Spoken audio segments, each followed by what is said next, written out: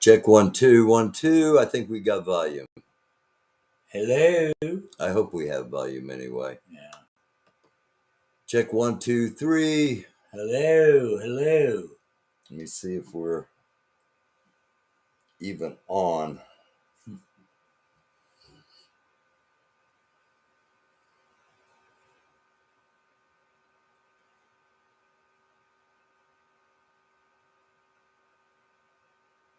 I can't tell.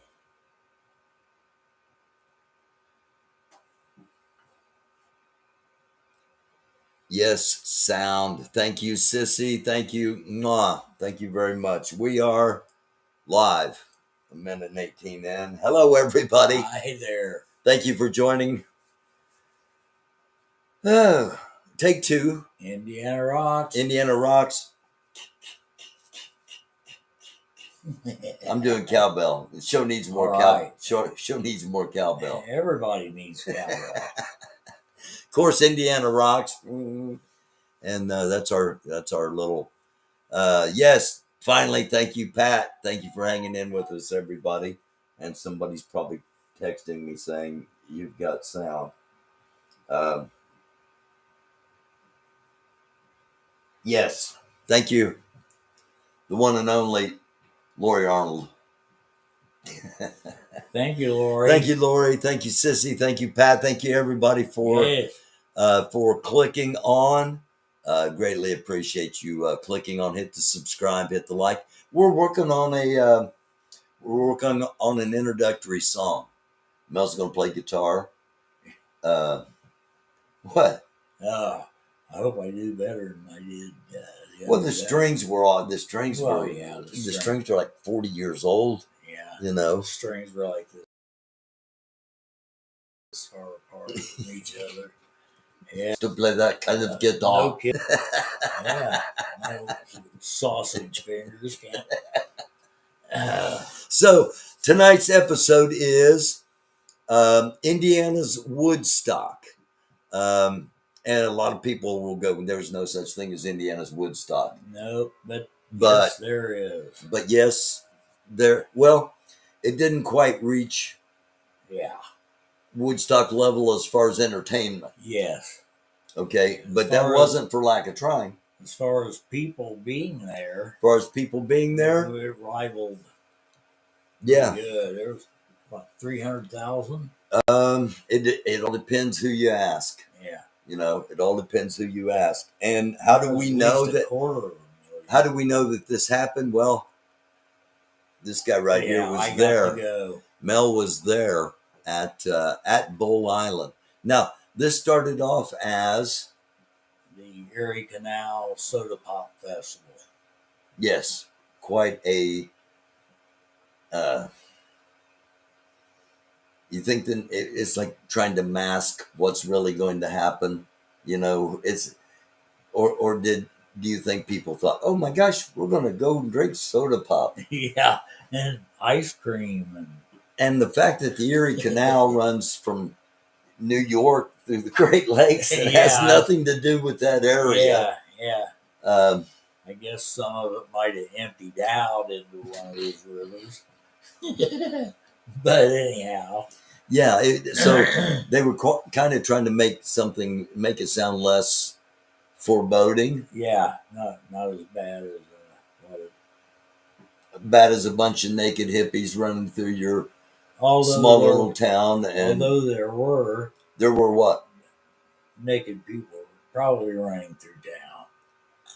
Well, but there's a lot of naked people walking around in front of everybody at the show, at the festival, just because that's the way it was in '72, I reckon. Is that outside of like a Playboy or something? Is that the first time you ever saw a woman naked? Well, no, not the first time, but walking around in public, yeah. Yeah. And for a 16-year-old dude. That's what I was about to say. You were 15? You were 16? Yeah. Sophomore in high school. Getting ready to make a record in my own band. Yeah. Primeval. Yeah. Smoking bats at Campton's. And just to be clear, there weren't any like Indiana area bands that were invited to this thing. This was all big names. Big names, from Europe and every, Yeah. yeah. All right. So this, and let me make sure. I thought it might do that again. Here, let's do this. There we go. So you can enlarge it and see for yourself the um, Erie Canal Soda Pop Festival. Now, in night before this, before the Erie Canal Festival, um, the two guys that put this on, Bob and Tom Duncan, Bob Alexander, in July of '72, they put on the Freedom Festival and Ice Cream Social.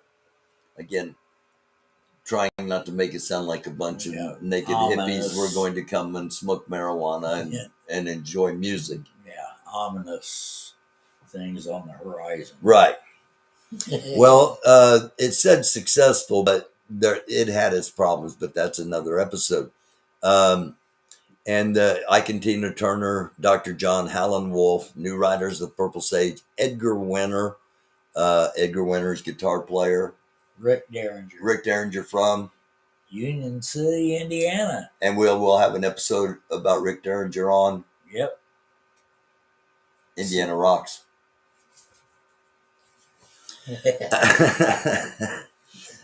Based on that success, Duncan and Alexander thought, okay, from basically July 4th to Labor Day weekend, we can plan something that they deemed would be bigger than Woodstock. And that was the Erie Canal Soda Pop Festival. Originally going to be in Chandler, but due to court battles and restraining orders, prevented the festival from being held anywhere in the state.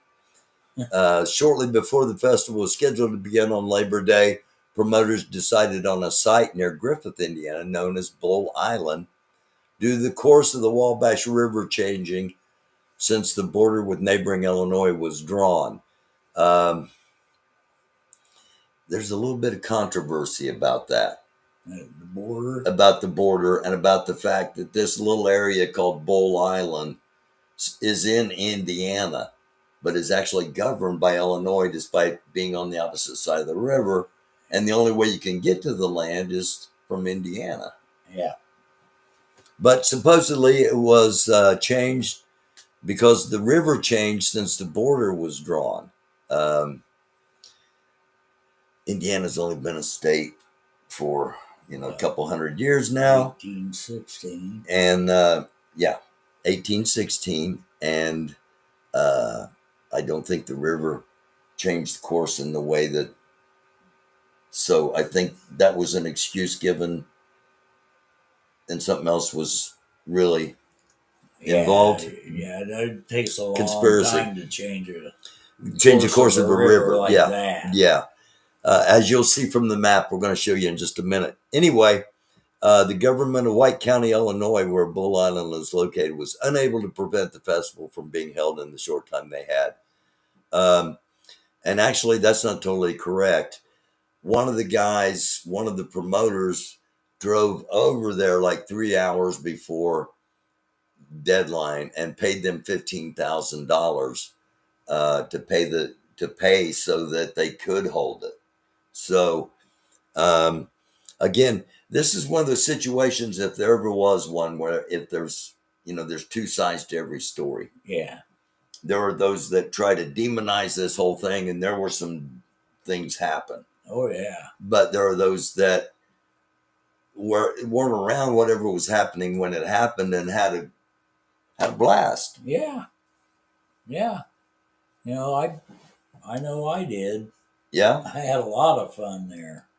It was a great thing for a 16-year-old, Got to go see all these great bands, and I probably shouldn't have been there, but it was fun. Great experience for me, even though they say it was probably the worst festival ever. I thought it was awesome. The after the festival was over, of course, we're going to talk about the festival coming up here and who played in it, etc. But after the festival was over, um, hungry attendees killed a local resident's cow and then realized they didn't have any way of butchering it.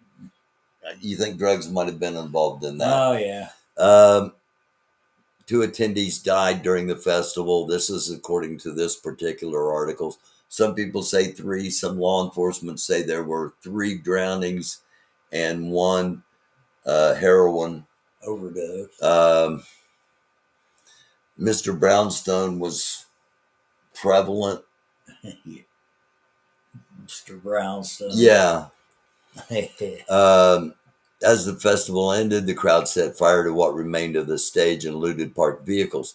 Okay, this makes it sound like, you know, there were thousands of people ran to the stage, and there were about 100 people that went up there and set the thing on fire. Yeah, everybody had already left. Most of the people had already left. Some people, again, may be influenced by drugs, thought that Rod Stewart and Faces was going to come out at the very end, like Hendrix came out at the end of Woodstock. Yeah. And when nobody came out, they finally went up there.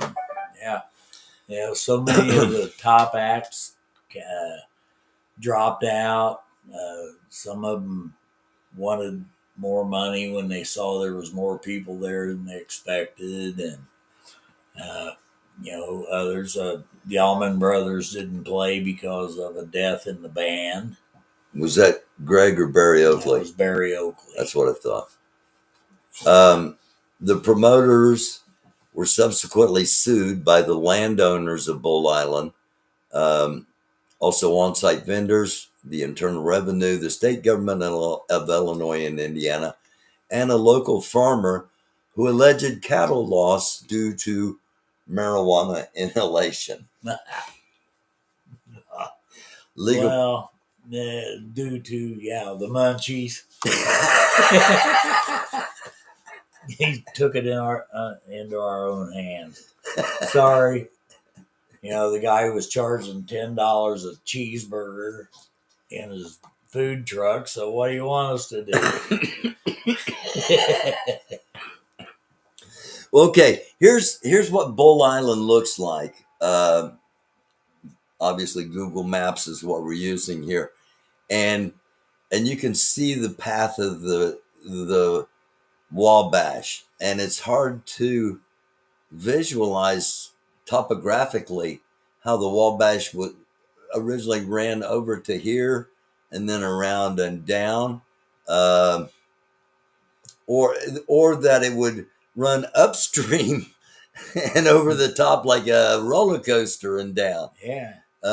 So I've got, just from geography, I've got questions of, well, why is this really here? And the bootlegging thing, the fact that during Prohibition, a lot of stuff came across the border from Canada into Detroit. Oh yeah. And then into northern Ohio, which is where the Wabash starts. Yeah. And a lot of stuff ran down, so this is a really secluded area. People that live around here, I'll bring it out just a little bit more. People that live around here didn't even know what this place was until I'd never heard of it. And until that happened. Griffin I'd heard of, but New Baltimore, Stewartsville, this is a really rural area. Poseyville, Wadesville, New Harmony I've heard of. It was our first state capital. Yeah. New Harmony, Concord down there. So this is where it happened. Here's Interstate 69 now. But at the time, 64 was the main road in, right? Yep. And we'll show you some pictures of 64 coming up here. But thank you. Let me make sure we're still jiving here studio wise, and we are. Thank you again for clicking on. All right, this is, if this would have happened, this would have been bigger than Woodstock. Oh yeah. Because if everybody would have played. If everybody would have played, and we're talking the faces. Again, you said this is the biggest band in the world. Yeah, at this time. Yeah. Legendary Rod Stewart, Kenny Jones, Ronnie Lane, Ian McGillan, and Ronnie Wood. Ronnie Wood went go on. Okay, Ronnie Wood and Rod Stewart came out of the Jeff Beck band. Yeah. Right? Yeah. And Ronnie now plays with the Rolling Stones and has for probably 30 years. Yeah, at least. Ronnie Lane was the bass player. Yeah, he passed away, unfortunately, but he was a great one. Yeah. Kenny Jones was the drummer, right? Yeah. And Ian McGillan was the keyboardist. Is that right? Yeah. Okay. And then, of course, Joe Cocker, one of the Mad Dogs and the Englishman. One of the premier performances. He was with Grease then, right? He had the Grease band. Yeah, but that was... The album was Mad Dogs and Englishmen. Yeah. And the Cocker performance at Woodstock had been... it's still... I mean, it's legendary. That's iconic performance. Yeah, and I'm rocking. You can't... When I think of Cocker, I automatically start... Yeah. Wow. What you do? If I say. All right. Black Sabbath was allegedly backstage, and they saw how many people and said, "We need more money." Yeah. The Allman Brothers, John Mayhall, Cheech and Chong were actually there. Yes. All right. I got proof of it. Yeah. I heard them as I was kind of in the twilight zone, and it was raining, and that was the miserable night. Okay. But after that, it was cool. Before and after the rain, it was great, I thought. The Doors. This is 1972, so Morrison's dead. This is the three remaining Doors. Canned Heat. Going up the country. Going up the country. Yep. I remember them playing. Fleetwood Mac did not play. Black Oak, Arkansas did. Roy Shankar did. The Eagles. It's I didn't see him. Okay. If there are reports the Eagles played. There are reports the Eagles didn't play. And you got to remember, when you see the Eagles, when you see Doobie Brothers, when you see Foghat, Foghat didn't really break until their live album. That's when they went boom. When everybody started hearing the live stuff. That's when they went mega. Yeah, they had that big hit though. I Just Want to Make Love. Yeah, right. Yeah. But the Doobies, the Eagles, these bands weren't at that time. They weren't headliners. They weren't the headliners. Yeah. It was Cocker, Sabbath, and that was Ozzy. That was when Ozzy was. Yeah, if any of those four, the top four would have played, and I'd say five, because John Mayall's a legend. Yeah. Yeah, he's a blues legend. And I don't remember seeing him. I think the only one was Cheech and Chong. Well, from the headliners that played. You're going to enjoy this. We got to put the Got to put the earbuds in for just a couple seconds here. This is Cheech and Chong on Mike Tyson's podcast. Club, and it was Vancouver's first topless club, and he changed it to be improvisational theater, but topless. And so I met him. Guys too. And guys too. And I met him as a writer, and I started writing. Okay, girls, take off your clothes. And that was the first thing I wrote, and that went okay. And so we started doing this improv theater every night, 7 nights a week. 6. Yeah, 7 every night. 4 hours of improv, but naked improv. Were you at Woodstock?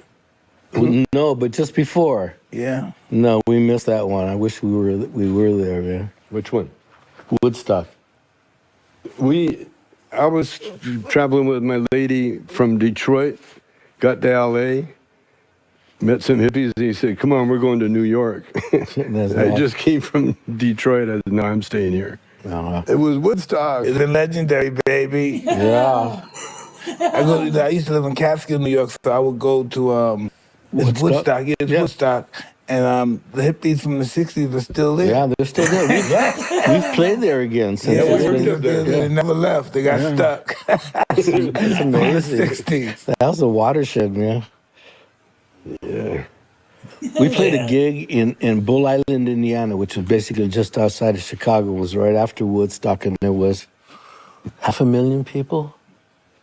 800,000. 800,000. See, that's what we do. 800,000 people. What is that music that we involved with EBD, EMD? EMD? He's into electronic property music, disco. Yeah, he bought a property. He's building a mega disco, Tyson's Disco. God. But I thought you'd get a kick out. I thought you'd get a kick out of that. Good. That's funny. Oh, Mike with his sombrero, hot leaves all over. So that's this is some footage. This isn't the rare footage. I got some rare footage coming up. We're going to get to in just a couple of minutes. This is people parking.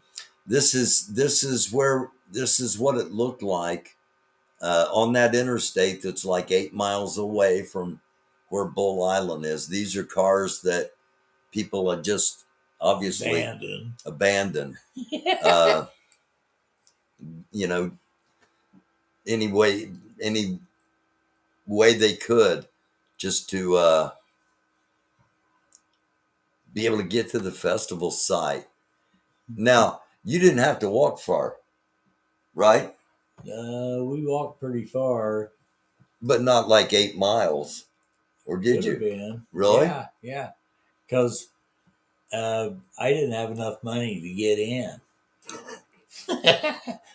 I had $14 in my pocket, and I left with $14 in my pocket. You showed up at the place with $14 in your pocket? Yep, which was $6 less than it cost to get in. So we had to improvise. So we got up Friday morning. And did you sit on somebody's shoulders with a giant oversized coat? Yeah. Don't mind us. Don't mind that 9-foot guy over there. Yeah. We how'd you get in? We took something to help us stay awake all day, and we walked all the way Mountain around. Dew? You drank some Mountain Dew? Yeah. It's got caffeinated? Yep, Mountain Dew. Sure you did. Yeah, and we saw a lot of Paisley and peace signs and stuff. And you just followed the Paisley and peace signs and led you right to the stage. Yeah. Passed a lot of, naked girls in the ponds and lakes and all the water around that place. And we ended up meeting a couple guys on the... Wait a minute. I thought you said they highlighted naked guys. Well, they did. Oh, but you didn't. No, okay. No. You noticed the naked girls. Yes. All right.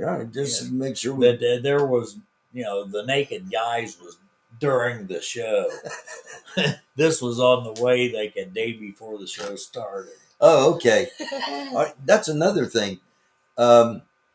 the number of people that were there before the gates even opened, a day, 2 days before the festival's even going to go off. Yeah.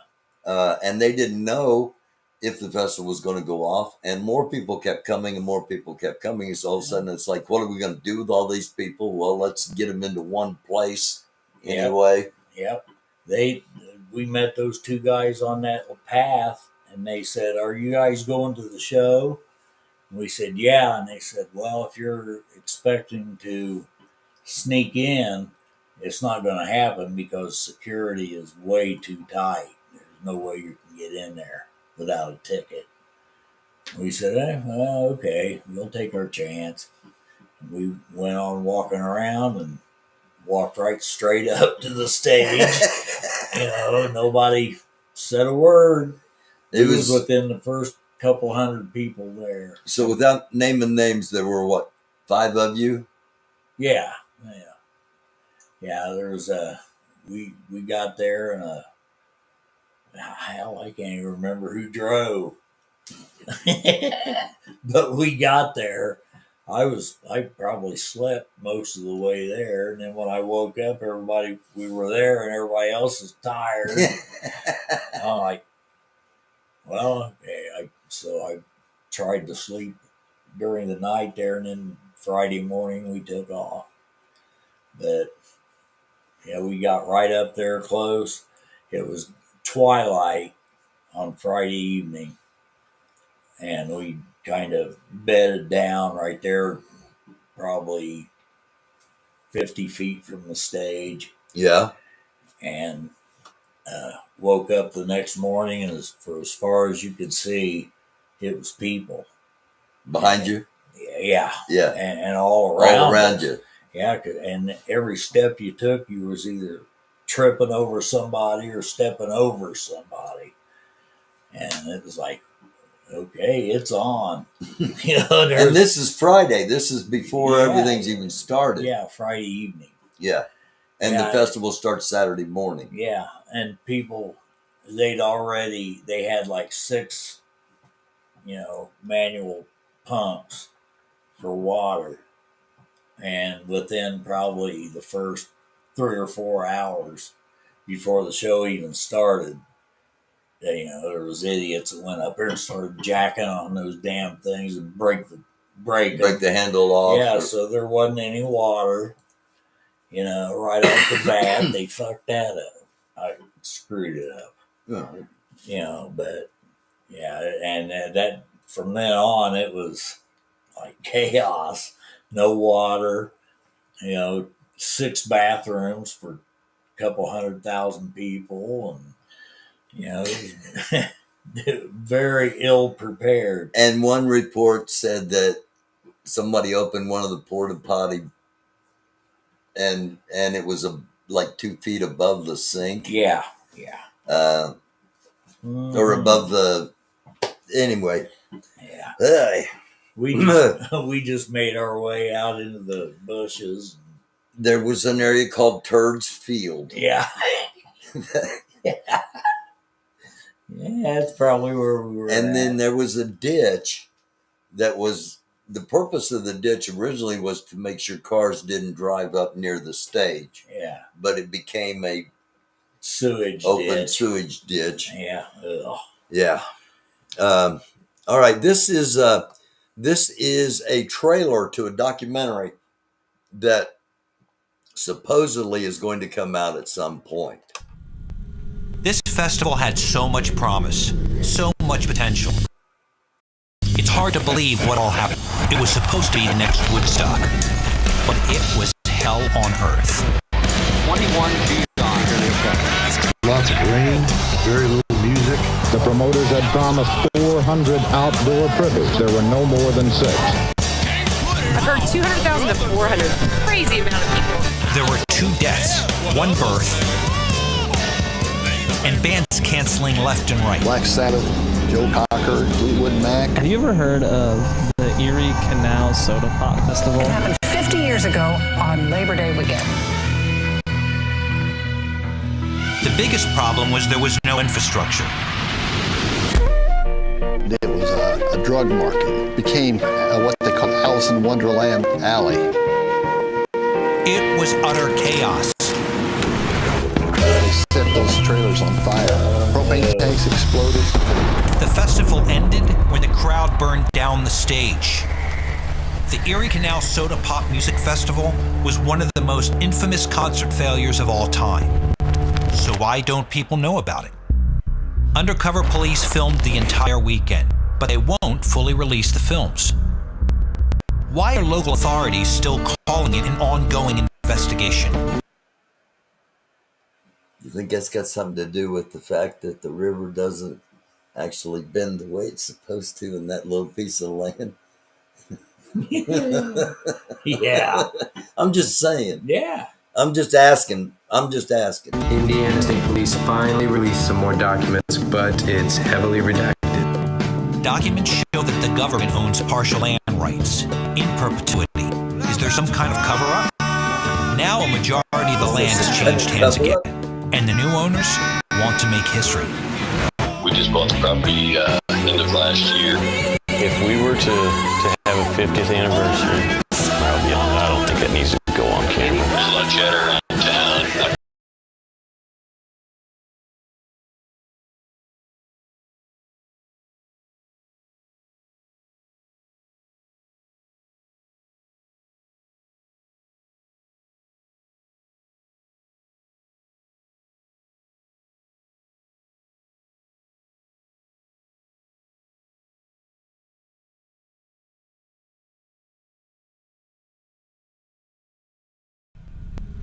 This festival... Yeah, so... That's cool. You hadn't seen that before? No. Is there something going on there? No, well, I'm sure probably it's the most fertile place in the United States, or 50 years of people dumping out. Turned that ditch into super soil. Probably ship it all over the world. Oh, okay. Well, believe it or not, that is not even the rare footage, the most rare footage I have. They mentioned that the Indiana State Police filmed the entire thing. I've got 20 minutes of that film. Wow. Yeah. Cool. I know you got to take off. Yeah, but I got to see that. Well, what time is it? It's 9:52. Oh. Y'all. Damn it, man. So we'll say goodbye to you. Yeah. And unfortunately, and you can watch it on the rerun. And we'll probably end up doing a follow-up to this, a part 2 to this. Yeah. Because I imagine once this one gets out, people are going to be contacting saying, hey, this isn't right. That's not right. Hey, I got this. I want to get out. And, you know, maybe we'll have a part 2. Yeah. So, a lot of people had a, different experience. And apologies for not having, we didn't have volume. That's why we have to cut it off short. All right. Get out of here, Melvis. All right. And Indiana Rocks. Next week, Marty Weaver. Yes. Yes, finally. All right. All right. We'll see you, brother. All right. Okay. Again, thank you all for clicking on, for hanging out with us. And I don't think there's any volume with this. I don't know. Not only has Mel never seen this, I haven't seen it either. And we've got about 20 minutes of footage that the Indiana State Police took. And allegedly, this is the only footage that exists from the festival. So I'll tell you what I'm going to do. I'm going to show a few minutes of this, and then I'm going to save it for save the rest of it for our part 2, so that Mel can be in here and kind of guide us through everything we're seeing here. But just to give you an idea, I do have some incredibly raw footage, sharing some of that with you right now. Again, thanks for clicking on. If you'd like to help support the channel, $ American Doofus, AMERICANDUFUS. As far as the Cash App, you can hit the super chat, or you can email me at americandoofus@gmail.com. Obviously, we're looking at the stage area now. This was 20 to 23 feet, depending on who you talk to, the height of the stage. And I have no, again, there's no volume to this, and I have not seen it, but I think that might have been Larry or Mel right there. Mel was talking earlier. I didn't tell him I had this. I'm going to pause it here. Mel was talking earlier. Well, I'll just let it go. No need to pause it. He was talking earlier that they were at the light tower, and one of the people he was with was hanging off the light tower with one arm and got their picture taken by the Indianapolis Star. So that might have been the situation. That might have been what we saw there. Again, I'm not going to play a whole lot of this because we really do. Once I turn this on, we really do need Melvis to kind of walk us through when this might be, and if it's before the actual music started. You can see the various sound and light towers in the background as it pans around, and upside down American flag. Somebody's in distress, and people hanging off of the towers to be able to see the stage. So yes, for those that did not know, those that do not know, that's we'll stop it here at 3 minutes because again, I really think we need to have Mel here, kind of explaining what all that was. So thank you, not going away. Thank you, Vinyl Fool, Lori Arnold. Thank you, Lunatic Fringe. I know you're out there. Can see you hiding. Lori asked if Mel was one of the naked people. He was not. According to Mel, he was not one of the naked people. But yeah, what a lineup! If everybody would have shown up, and if everybody would have shown up that was supposed to show up, it would have went down as something other than what actually happened. And what actually happened, to kind of wrap this up, in my opinion, is it put fear into the general population that something like this would happen again. So if you've ever tried to put on an event here in Indiana, there are lots of hoops to jump through. I'll just leave it at that, and not get myself in any kind of trouble with making any kind of connections that aren't there. But it's really odd to me that all this time the investigation is still open. Indiana State Police are still holding on to evidence, and it is an open investigation. And the statute of limitations runs out on everything, I believe, except homicide. So why are they keeping any information about that one little tiny area out of the public's hands? And what information that does come out, it's incredibly hard to pry it away to get it out. As I've said a lot of times before, just something to think about. Thank you for tuning in. Thank you for clicking on. Hit the like, hit the subscribe, hit the share if you learned something, if you found out something. There's a lot more to this, so we will do a second episode. And if you like this, let us know, and we'll get another one up fairly quickly, because I want to see the rest.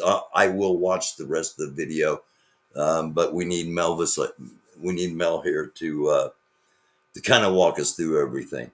And now that this one's going to get out, maybe somebody else will join us and walk us through some of it as well. Somebody else that was there, who knows? Thank you. Really, sincerely. Hit the like, hit the subscribe, leave a comment below, and we will be back next Monday night at 9 o'clock. Marty Weaver's going to be with us next Monday. Marty's playing tonight. He got a gig tonight there at 34th and Arlington in Indianapolis, Indiana, if you happen to be in the Indianapolis area. Place called The Point, Mojo Gumbo, and we will have Marty with us next week. On behalf of Mel Rock and Roll Cup, my name's Barry. We appreciate you joining. Click the like, subscribe, and it is a dark world. Be a light. Thank you again. Love you all.